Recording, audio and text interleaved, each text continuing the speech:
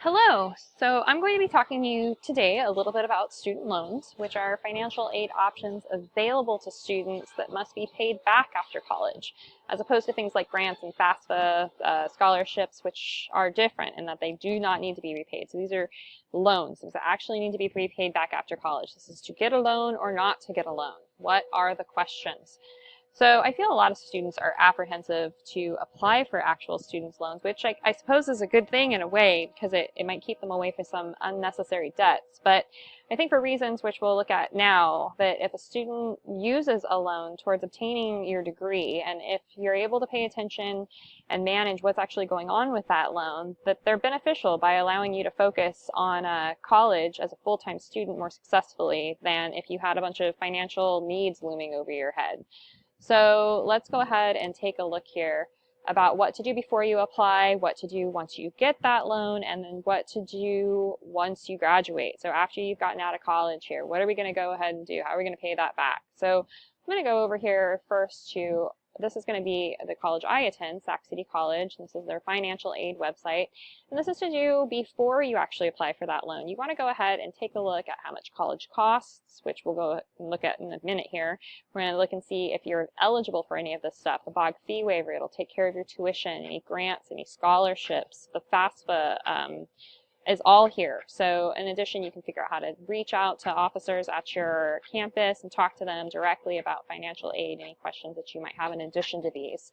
So on the same site here, you're going to go ahead and find how much college costs. This is how much they're estimating it's going to cost for you to attend this campus in 2017-2018 year. So they break it down by different things: tuition and fees, books and supplies, room and board. Now this is with parents versus off campus, and you can see they've calculated the differences in cost there. So once you get that money, go ahead and take a look back, see what they're recommending that you spend that money on. This will be a good idea to kind of help you start budgeting along the way of getting that money and not spending it all in one place.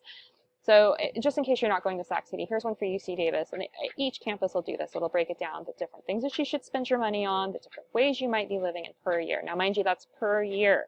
That's not the entire time that you're there. You need to go ahead and make sure that you calculate just in case you're going to be there for more than 1 year, which we'll hope that you are. So aside from that, let's look at, these are the different types of federal aids we're going to be looking at for undergrads. These are the different types of federal aid that are available to us. So if you go to actual student aid or studentaid.ed.gov, where you can find this from your college website, this is going to just bring you to the government's information site. What type of loans are available, how much can you borrow. You can click around in here and really get a good feel for what's available for you. But let's take a look at these two here. This is going to be the federal subsidized loan versus federal unsubsidized loans. These are the easy ones to go for. So federal subsidized loans are neat. They're the preferred method if you can get one. They're available to students with financial needs. So they're going to ask you for some information that you're going to need to provide to see if you're eligible or not. They're awesome because the Department of Education actually pays the interest while you're in school, at least half time. That's amazing. They'll also pay it for 6 months after you leave school, or if you get a deferment period. So a deferment period is if you end up in some type of situation where you can't make your payments. Contact who you got the loan from. Talk to them about it. Maybe there's something you can do where you can defer those payments until a later date. But mind you, that's going to eat you alive in interest. So really be wary of that. But it is an option. So now versus the federal unsubsidized loans, this is a big difference. So with an unsubsidized loan, there's no requirement for you to demonstrate financial need. So anybody can go out and get one of these. Your school's going to determine the amount that you can borrow based on your cost of attendance at the campus and any other additional financial aid that you receive, including any scholarships. So a big difference, the biggest difference here, is that you are responsible for paying the interest on the direct unsubsidized loan during all periods of your college. That includes while you are still enrolled.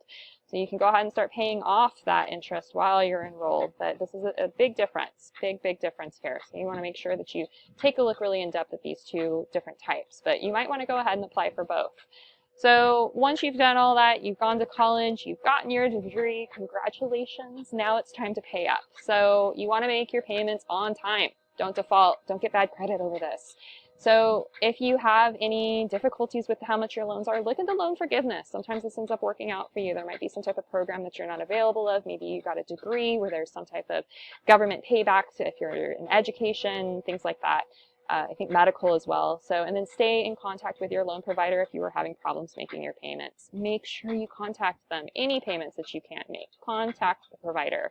So over here, I'm going to take you to the last thing. This is Motley Fool. There's all these calculators here, which are amazing. And if you go to the motleyfool.com website, you can click in here, just type in calculators, and they're all pop up, and they're for all types of stuff. But let's just look at the college calculators.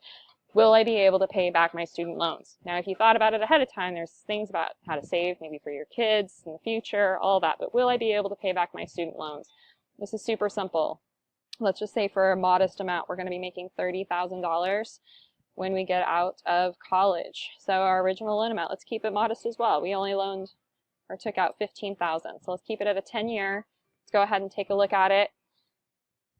$173 payment, 6.9% of your anticipated monthly income. That's totally reasonable. You can totally do that, right? But let's go ahead and take a look at if it's $30,000. At $30,000, we bump up all the way to $345, so it doubles, just like the loan amount. So this is a big difference. And then just to look, just in case you get in the situation, which happens, you'll be able to get out of it, but try to avoid it. On this one here, we're all the way at $575 a month. That's 25% of your income. So that's going to be a problem. So you want to make sure to keep that in mind while you're taking out your loans. Loan smart. Good luck to you all, and I hope you enjoyed the video.